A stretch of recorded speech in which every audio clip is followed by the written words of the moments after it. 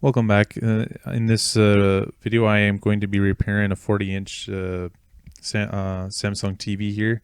And the issue is when you go into settings or when you're just watching the TV, it randomly just turns off. Here I'm in the menu right here, and it just turned off right here. It's just crazy. Like, what's going on? And after you wait some time, it goes back on. So the TV is shutting off by itself without warning, sometimes after 30 minutes or sometimes after switching between the TV and one of the apps. If left on one channel, it stays on for as long as about 3 hours, and then it just shuts off. So this is the kind of message that I got from the customer.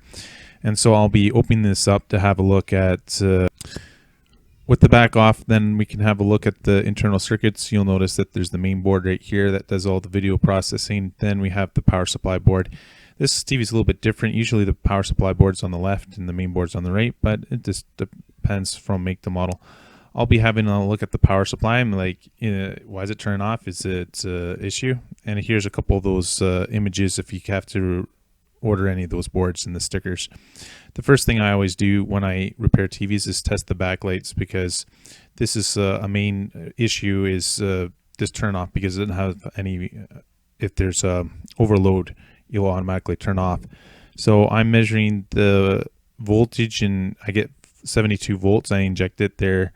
And so the backlights are not the issue. Now, if you don't have an LED tester, you can just disconnect the little connector that goes between the main board and the power supply board, and then plugging it in, you'll notice that the backlight will automatically turn on, and you can actually see the backlights there when you turn off the light. It's a little bit easier to see with the lights off there.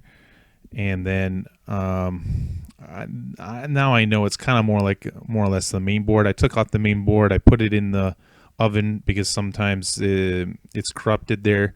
I even put the solder paste on the CPU, just maybe it was overheating and all that, but none of that seemed to work.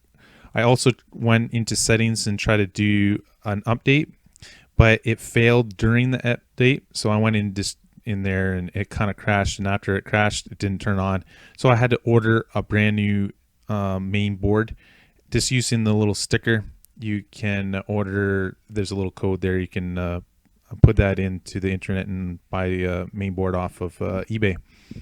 I went to tvparts.ca and they seem to have pretty good boards there. And when I got it, I just installed it, and then it was working for me. So that fixed the solution. And if you like repair videos and you want to learn more about TVs and electronics, or you can just subscribe and hit that like button. I'll see you guys in the next video.